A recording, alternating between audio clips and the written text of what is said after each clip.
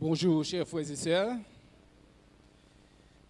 Ce matin, je crois que nous sommes heureux de nous retrouver ici après près de 3 mois de fermeture de nos lieux de culte. Je nous souhaite un bon sabbat sous le bienveillant regard de notre Seigneur et de notre Dieu. Et je profite pour saluer aussi nos auditeurs des différents médias. Je suis ici ce matin pour partager avec vous un résumé de leçons que nous avons vues durant ce trimestre. Vous comprenez que même une leçon en 45 minutes, c'est très difficile pour nous de terminer. Donc, voir le résumé en 10 minutes. OK, nous allons essayer par la grâce de Dieu. Mais juste avant, je voudrais vous inviter à vous incliner avec moi. Éternel, notre Dieu, notre Père, ô combien nous te sommes reconnaissants pour tes bienfaits envers nous, pour ton amour pour nous. Merci pour ce privilège en ce matin d'être ici ensemble pour pouvoir partager des réflexions dans ta parole. Merci Seigneur de nous remplir de ton Saint-Esprit afin qu'il nous guide. C'est notre prière au nom de Jésus et pour ta gloire. Amen. OK, ce trimestre, le thème pour le questionnaire des adultes, c'était comment interpréter les Écritures. Et je répète combien important que cela est pour nous de savoir comment interpréter les Écritures. Parce que nous savons qu'il y a tant de voix aujourd'hui. Je ne dirai pas à quel saint c'est vrai, car si toutes les voix étaient saintes, nous n'aurions pas de difficultés. En tant qu'adventistes du 7e jour, nous sommes des protestants, ce qui veut dire que nous croyons au principe de la Bible, seul comme fondement d'autorité de notre foi et de nos doctrines.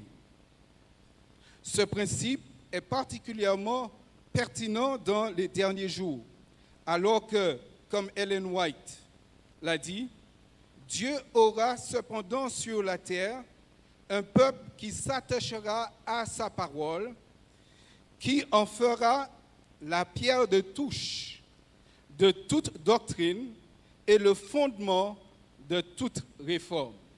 Tragédie des siècles, chapitre 37, page 523.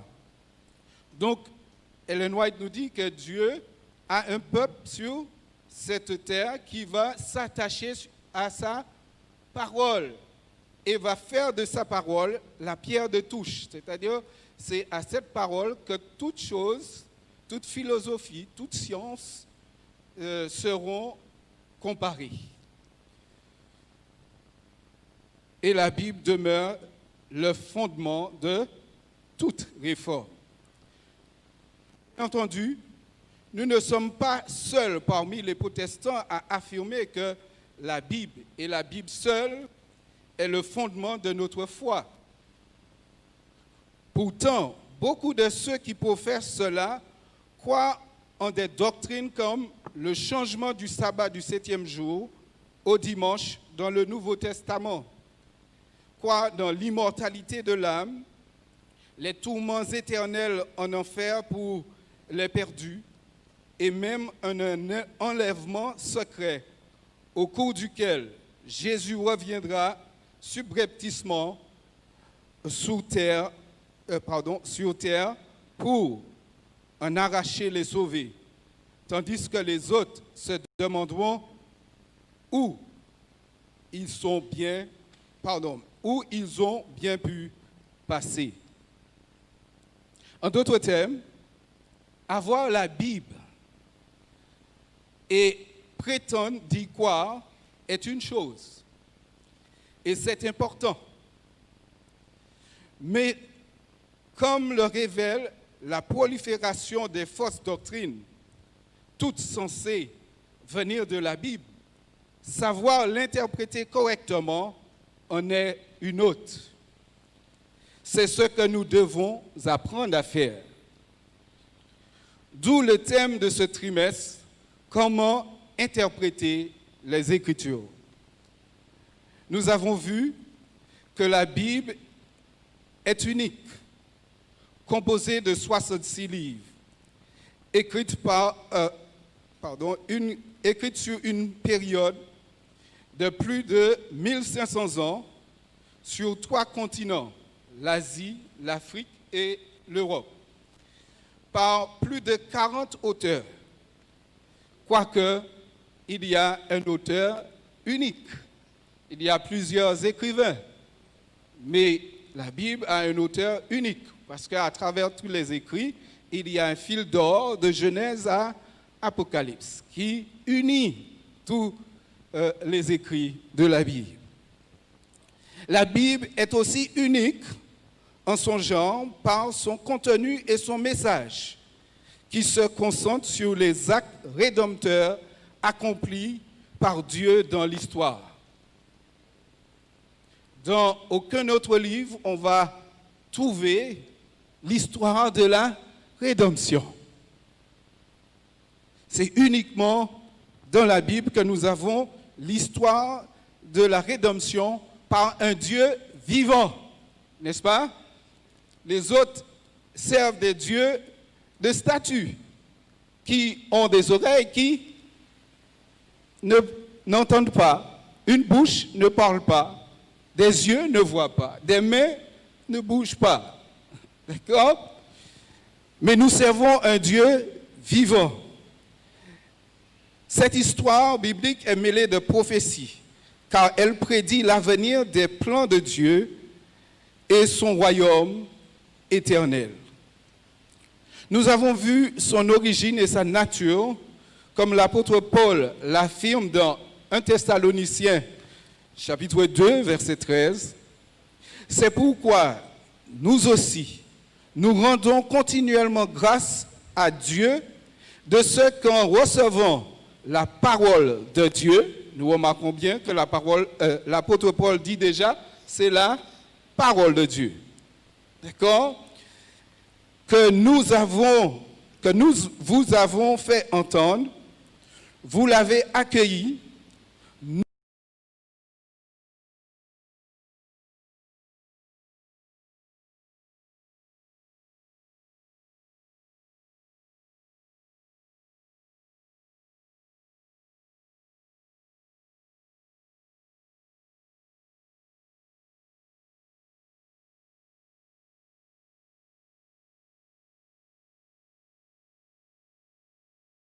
non pas comme une parole humaine, mais comme ce qu'elle est la parole de Dieu.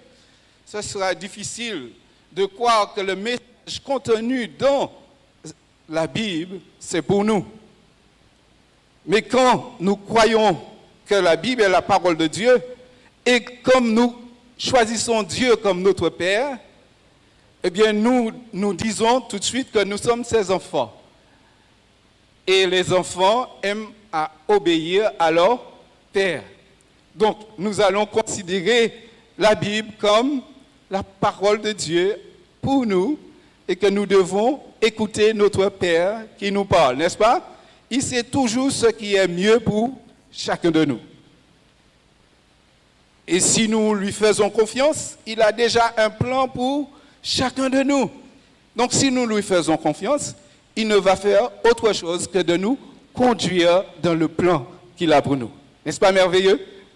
Oh, chers amis, si on portait plus attention à cette parole, beaucoup de souffrances que nous endurons aujourd'hui seraient évitées. Mais le fait que nous ne portons pas toujours attention à la parole, eh bien, parfois, ça nous conduit à des souffrances.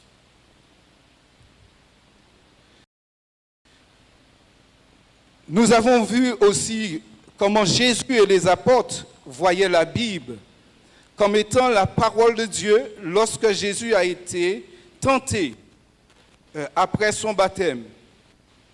Il a été tenté par le diable. Il répondit, il est écrit, l'homme ne vivra pas de pain seulement, mais de toute parole qui sort de la bouche de Dieu. Donc pour Jésus, la Bible est une parole qui sort de la bouche de Dieu. Et c'est ce qui fait l'unicité, c'est ce qui fait que la Bible soit un livre unique. Unique, d'accord? Parce que nous avons un Dieu vivant, un Dieu qui nous parle et qui s'intéresse à chacun de nous. Nous avons vu que la Bible est une source fiable de notre théologie, car il est écrit dans Ésaïe 8, verset 20, « À la loi et au témoignage, si on ne parle pas ainsi, c'est qu'il n'y aura pas d'horreur pour le peuple. » Donc, la Bible reste le critère par lequel nous devons tout juger, tout estimer, tout évaluer. D'accord? Parce que sans la Bible, nous risquons d'agir par sentiment. Mais parfois, nos sentiments nous égarent. Et c'est pourquoi nous avons besoin d'un fondement sûr, un fondement solide sur lequel nous appuyer. Et lorsque nous nous appuyons sur ce fondement, eh bien, Dieu nous guide dans le droit chemin. Nous avons vu la sola scriptura, l'écriture seule. L'apôtre Paul affirme car la parole de Dieu est vivante, agissante, plus tranchante, plus acerbe qu'une épée à deux tranchants. Elle pénètre jusqu'à la division de l'âme et de l'esprit, des jointures et de moelle. Elle juge des sentiments et des pensées du cœur. Hébreux chapitre 4, verset 12. Donc la Bible est déjà juge. Et donc, elle ne peut pas être jugée par aucune autre autorité, parce qu'elle vient de la plus haute autorité qui puisse exister, de Dieu lui-même. Donc l'Écriture reste son propre interprète. L'affirmation protestante de l'Écriture seule, sola scriptura, a élevé l'Écriture au rang de seul standard et seule source décisive en matière de théologie. S'il n'y avait pas la Bible, les théologiens pouvaient dire n'importe quoi. Et on aurait cru. Parce que même avec la Bible, beaucoup croient encore des choses qui ne sont pas bibliques, mais que nous avons entendues, qui existent par tradition. Mais nous devons comparer tout à la Bible, même ce que nous avons entendu, même ce que nos parents, nos ancêtres, nos grands-pères, etc. nous ont dit, nous devons comparer cela à la Bible pour voir si c'est vrai, si ça concorde avec le message biblique. Nous avons vu la question pourquoi l'interprétation est nécessaire.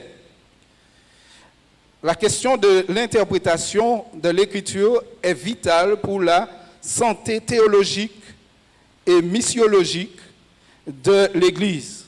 Sans une interprétation juste de la Bible, alors il ne peut y avoir d'unité de doctrine et d'enseignement, et donc pas d'unité de l'Église et de notre mission.